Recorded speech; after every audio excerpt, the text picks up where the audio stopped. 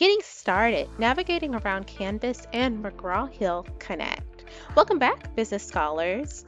It is I, your instructor, Cherie Lopez. Join me as we take just a super quick tour around Canvas and McGraw-Hill Connect, because I want to make sure, it seems like most of y'all can log in and haven't been having any trouble with that, but I do want to make sure that you guys know what type of assignments are located where. It should be linking properly within the Canvas calendar and within the modules, but just in case it isn't, I'm going to show you what things look like so you know where to go. All right, so without further ado, let's go. Alrighty, so where we're going to go is you can open up any internet browser. I personally prefer using Google Chrome for this particular activity. If you're going to follow along, this one is one that you can do on a mobile device if you'd like to, use your phone, tablet, or anything like that. That's fine. I'm using my laptop. So if you've visited Canvas before, you can go straight into Canvas. If you visited McGraw-Hill Connect before and logged in, you can go straight there if you want to. I'm going to go in pretending like we're brand new. So, ta-da, here's our TCC homepage, tccd.edu. There is a link for Canvas right here in the top right-hand corner of the page. And you can access Canvas down here in the bottom left-hand corner. Another area to pay attention to is Hello TCC. So that's where you can log into self-service student planning, Illusion. We've called it many different names.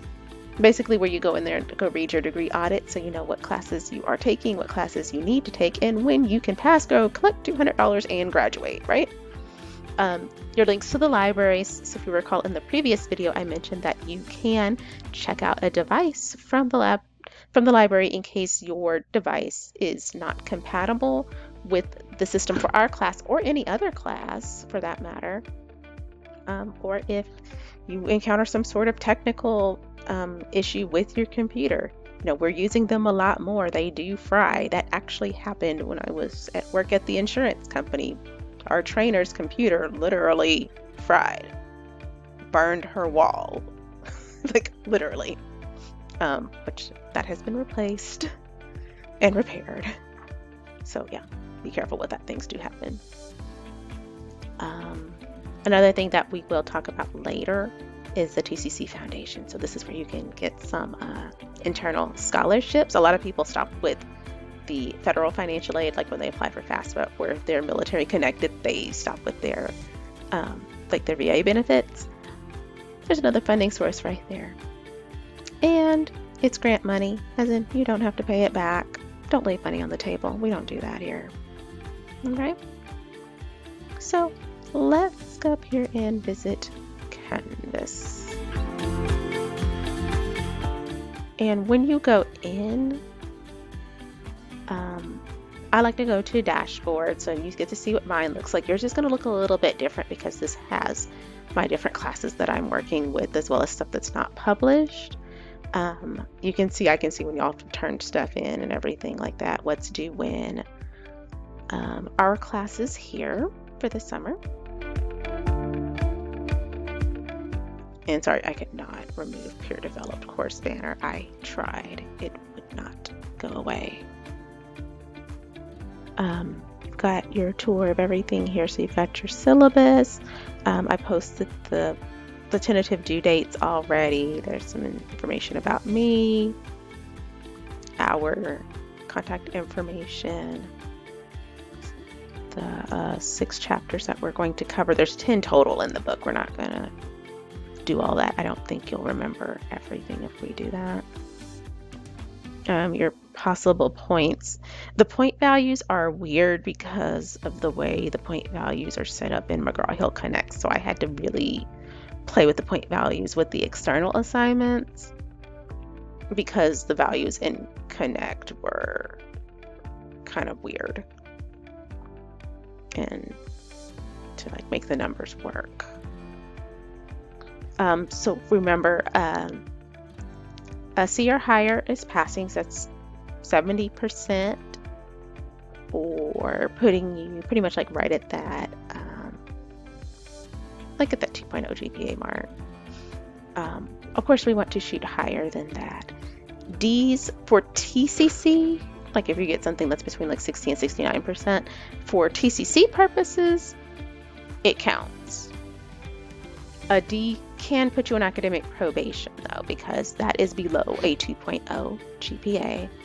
And D's generally do not transfer to area universities. So that's especially important for those of y'all that are visiting us from area universities, or I know quite a few of y'all are getting ready to graduate. I know I've had several returning students that I've taught in other classes because I teach other things, and y'all are on your way out the door. So we got to make sure that y'all score higher than C's degrees. C is for college. We're not going to do that. I want to see A's and B's, as many A's as possible, and you have what it takes to do that. Like I said, like I was telling y'all before, my summer school students, love working with summer school students because y'all know that you have to handle your business. If we have any announcements, they're going to be here. So that's where I put the announcement for the first day of class. I put instructions in here on how to check out a laptop if you need one. I think you need to get like a Surface Pro or some other things. This is going to be helpful for that final project as well, because you can use our article database and get peer-reviewed articles. So you're going to come here. Here it is, the device loan program. That's here. And this will walk you through how to check out what you need. Learning Commons, that's like your tutoring, the writing labs, the writing centers, workshops, all those different types of things. There's some loan items that can be loaned out. So for your classes that do not have electronic textbooks like this class, if you have a hard copy textbook and maybe your financial aid award is delayed, so this is the academic advisor and me talking. So we are aware that like if you are maybe a student receiving a certain student loan or receiving certain types of benefits, I saw this with my military connected students a lot when I was still a career advisor full-time 3 years ago with TCC. Sometimes that money doesn't pay out at the very beginning of the semester, or summer financial aid is contingent upon what you did the previous semester. So the rules to be awarded summer aid is different, because sometimes they might award it as a separate disbursement. Sometimes it's like, no, you need to set aside some money from the spring. We're not giving you another disbursement because you didn't qualify for it. Whatever it is, things can happen. So some of the instructors have put their textbooks on electronic reserves. So when I taught my Transitions to College Success courses in person for South Campus and for Southeast Campus, I used to get extra copies of the book. Also, classmates would donate their books after we ended our classes, and what they would do is I would take those to the libraries and I would leave them there for students to check out. You can't leave the library with it, but after class, they were able to stay, get their homework done, and check it back in. So all the departments don't do that, but thank goodness, the department I worked in, they were very big on making sure that there were at least some extra supplies kind of floating around, for those emergency situations that come up. So when in doubt, ask. If you're uncomfortable asking one of your other professors, ask me. And, I can find out, once I got friends at the library. I know people. So I know a guy that knows a guy. I can find out if they have what you need, okay? All right, this also walks through how to return a device if you need to do that as well, okay? Another thing that the library has too is the LibGuides. So this is going to be helpful for some of your other classes if you need to do research projects, especially for like English classes, speech class, history, things like that. Walk you through using databases, citing your sources, plagiarism. There also should be guides by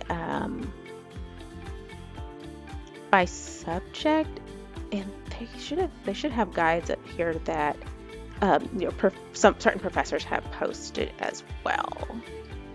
So there might be some content in here. The librarians can assist you with that, so you're able to chat with them and tell them what class that it's for and see if there's material there. I don't have anything up there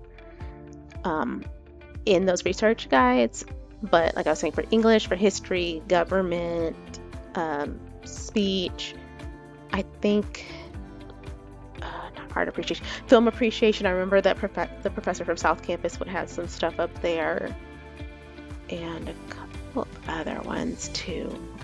It's been 3 years. I've slept since then, but I do remember that a lot of people did have some stuff up.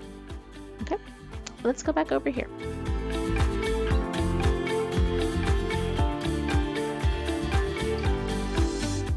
Okay, another thing that I touched on down here was student accessibility resource. So that is your campus resource of the day.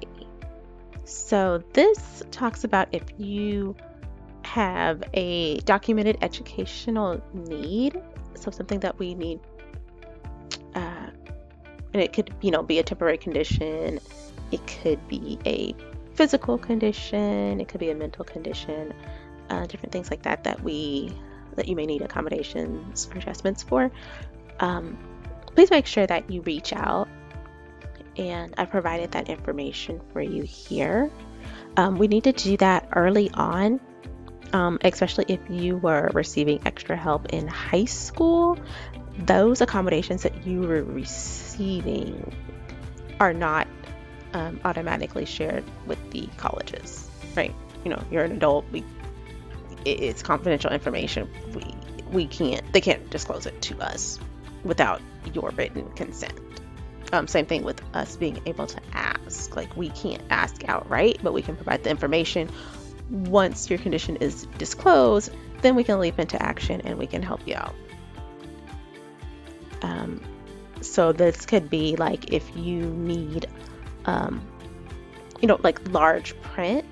I know I've had some students, like for some of their exams based on different conditions that they had, like the white paper. One of my students, I would run off like her quizzes and her exams on colored paper, and we had to sit down and we had to test out different colors so she could see it. But that white paper really messed with her eyes, and it was a diagnosed medical condition, and we worked around it.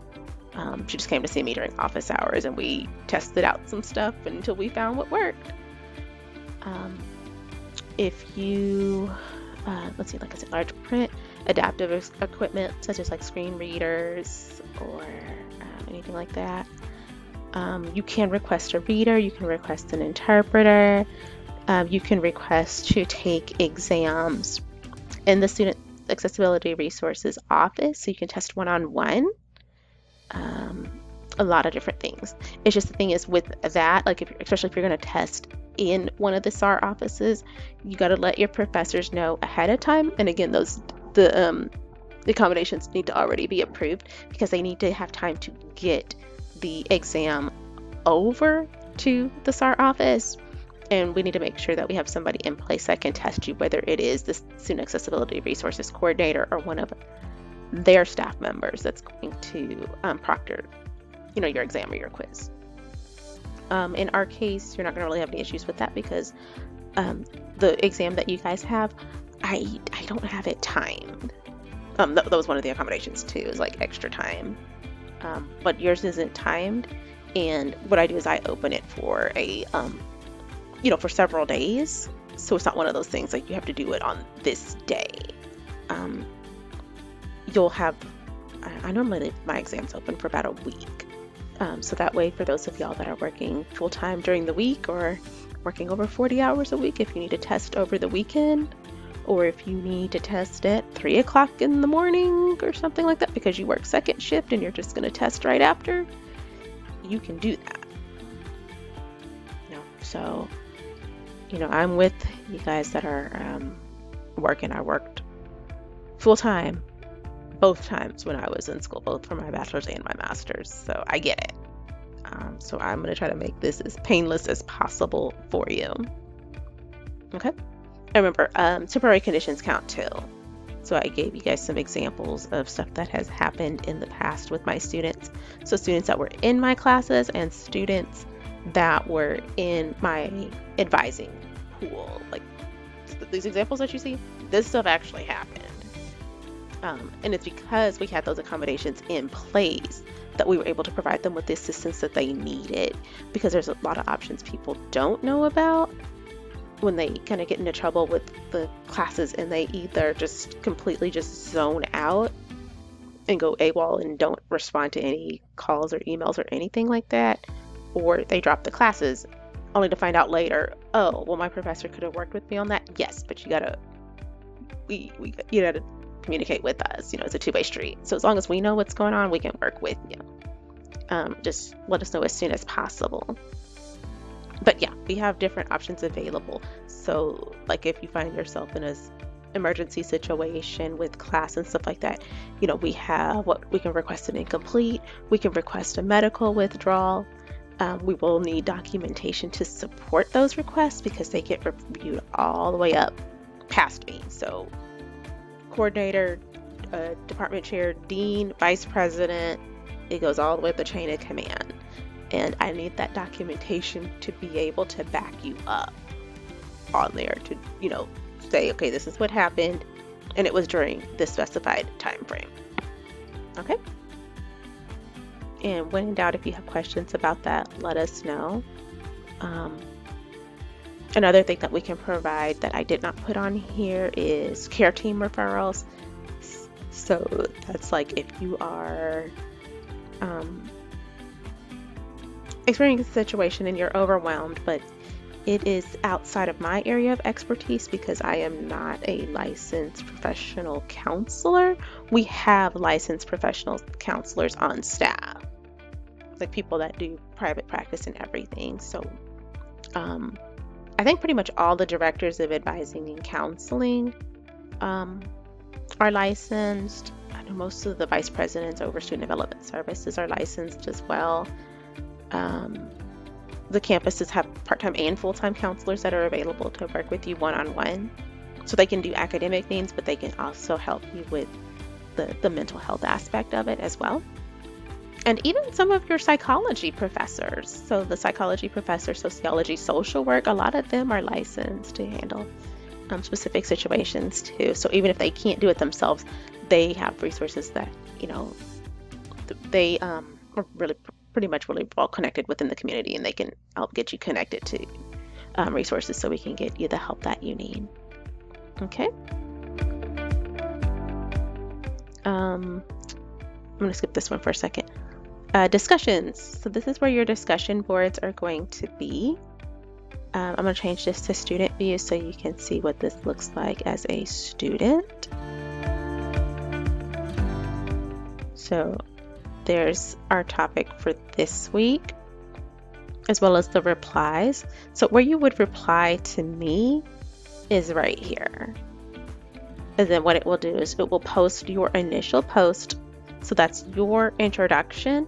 And then what you'll do is you'll find another classmate, and then where they have their posts and stuff like that, you're able to reply. So for example, you can reply there. Like here, like you can reply to this one. And you need 2 comments to receive full credit. Okay? So yeah, so we'll have a couple of discussion questions. Sorry, to my other page. Modules. So this is one of the ways that you can see what your work is going to be. So remember, we did chapters 1 and 2 this week. You don't have any written work for chapter 1 other than like your introduction. I just kind of grouped it with chapter 1. But as far as like content that's linked directly with the book for chapter 1, no. I just want you to kind of get familiar with the terminology and move on to chapter 2. Chapter 2, you do have some stuff that is due. And what it will do is it's going to link directly over to it. You can also see what those assignments are on your Canvas calendar. So this is what I was referring to when I said Canvas calendar. And you can filter by class. So in this case, I only have the one class listed. You guys may have 2 classes. You may have 4, depending on if it's summer session 1 or summer session 2. And you can click on them and it'll take you straight to where you need to go as well from here.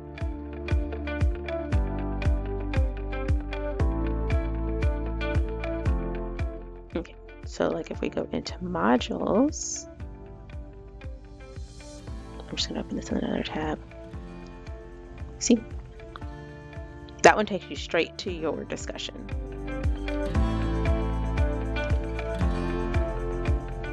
This is going to take you to the reading for chapter 1. So what this is going to do is it's going to link you over to McGraw-Hill Connect. So if you've never logged in before, it's going to prompt you to log in. Oops.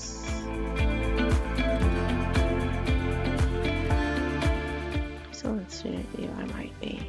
Yeah, I am.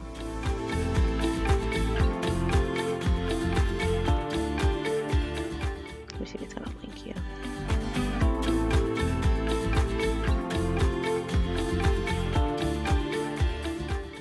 So yeah, so in my case, I'm already signed in. So it linked me over. I can launch it, and then that way I can see chapter 1 of the e-textbook.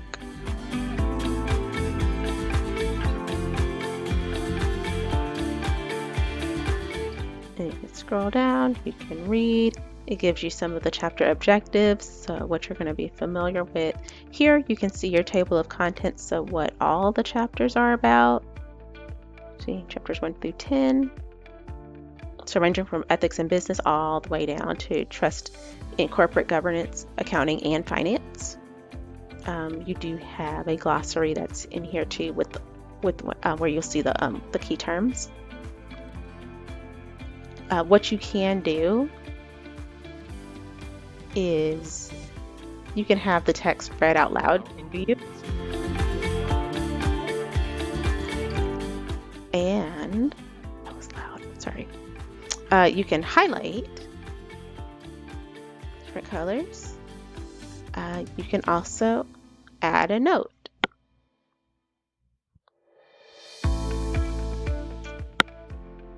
And it leaves notes for you, so you can annotate notes directly in the text too, which I think is a nice feature, especially if you have any type of exam or a project coming up that can help you with that. Okay. So that's chapter 1. If you go over here to chapter 2, now you have the Learn Smart questions.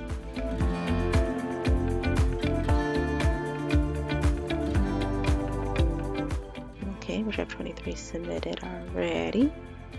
Then in my case, I'm going to preview it. And what it will do is it allows you to either read first or start the questions first. So, and some of the stuff, if you feel like you already know it, you can go in there. And then what it will do is it's going to ask you to not only respond to the question, but rate your level of confidence with it.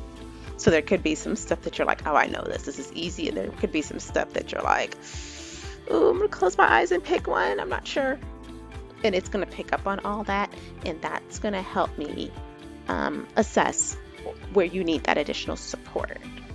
Okay, because I am going to look at that as a class to see what objectives you all performed well in and which ones were kind of like those sticky spots that it was like, whoa, people missed a lot of questions here. Let me take a look and see if we need to break this down a little bit further. And unfortunately, since it's a short class, I'm not going to be able to cover every single thing, but yeah, definitely some of those things that it's like glaring, we will need to address and make sure we tighten up, either one-on-one or through like a short video. Okay, so what I did add here is you have the questions. This is a PowerPoint presentation that goes with the book. This is the PDF version of it. So for those of y'all that do not have like a regular PC or anything like that, you're working on a Mac or like a different Apple product, then you can use the PDF version. It's the same content. See, it'll look like this. And you can export it, you can open it through there directly if you need to.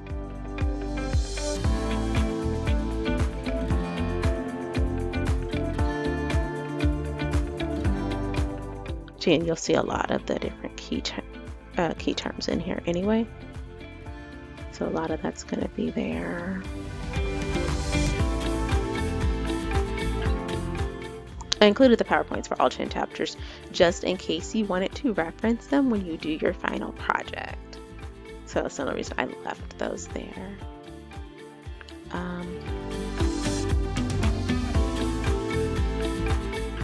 And then what you'll have is a little short self-assessment.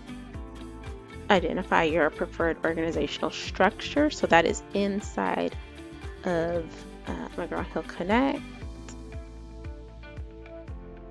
And that way I can see who's turned it in and who's still working on it right now. So it looks like some people are still working, which is fine. You got time.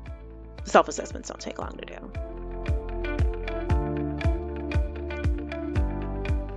And then the role-playing assignment, that's the last one.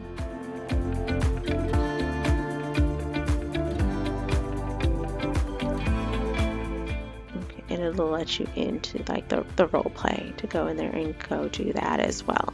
So it's going to present you with a scenario, and it's going to tell you, you're the managing director over such and such department, or you're the CFO, you're the marketing director over this, for this XYZ company. And it's going to present you with a situation, and based on, it's going to give you like some answer choices, and you kind of select through your course of action and what happens as a result.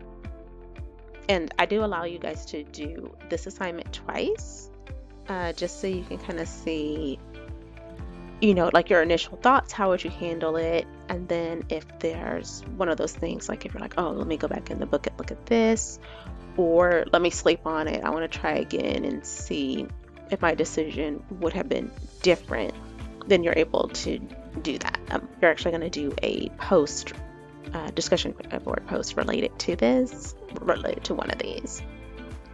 And I'm going to ask you about, like, if you decided to do a second attempt, was it all the same or was it different?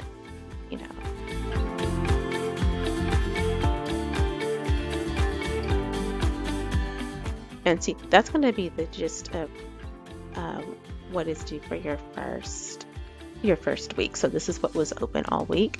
And then what you guys will do is, if you're done, go ahead and move on to chapter 4. And I will move forward with releasing materials for chapter 6, probably sometime tomorrow. Okay.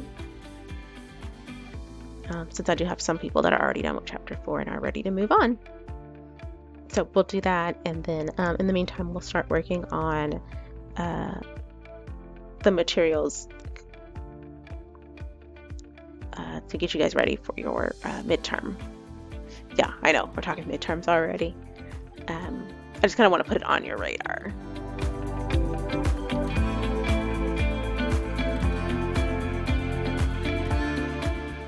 And what I'll have, this is one of those things y'all can't see yet, is, since this is not published, y'all can't see this, I have bookmark places to add videos in here. The way I kind of like to do videos, and this has just been from, talking to people in the past. Some people like a long full chapter overview, but it seems like most of the people like short maybe 3 to 5 minute videos over one specific topic. That's like a main topic, like where it is in the book, as well as like an example to supplement it, just to make sure that it cements their understanding, especially if it's an area that they were weak on the Learn Smart activity, the questions that are in the textbook. And so that way we'll have a couple of those for each chapter in there to help reinforce things along with your PowerPoints. Alrighty. The only other thing that you guys see on here is this is where your grades are going to be. McGraw Hill should be updating by itself because I don't have to manually grade anything that's in McGraw Hill. I have to manually grade your discussions, and I have to manually grade, I got to double check your exams, and I need to manually grade your final project or case study paper, depending on whether you do a presentation or if you do like a research paper. Microsoft Teams, this is where the meetings for our virtual office hours, so once I set up the recurring meeting invitations are going to be here. And let's see, link for tutoring. This is the lockdown browser that you'll need for the midterm, but what I'll do is I'll post instructions for that closer to that time, okay?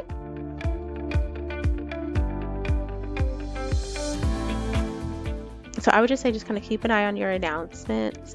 If there's something major going on that I've noticed, I'll post an announcement about it, or I'll send you a message to the Canvas inbox or possibly your TCC email address, so make sure you check that and that you can access it.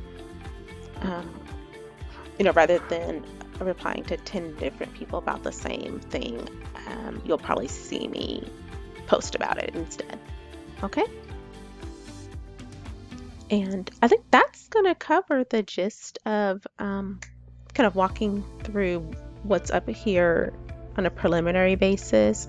One other thing that I am going to send out shortly, I just need to make sure my dates line up, is I will give you like a chart that walks you through the different assignments as far as some notes that go with it. There's just some stuff I need to move around a little bit, so that way stuff doesn't stack up during that last week of class. As soon as I get that done, within like the next day or two, I will send that out to you, okay? And that's going to be the gist of it, y'all. So as always, if you have any additional questions, comments, or concerns for me, please feel free to reach out.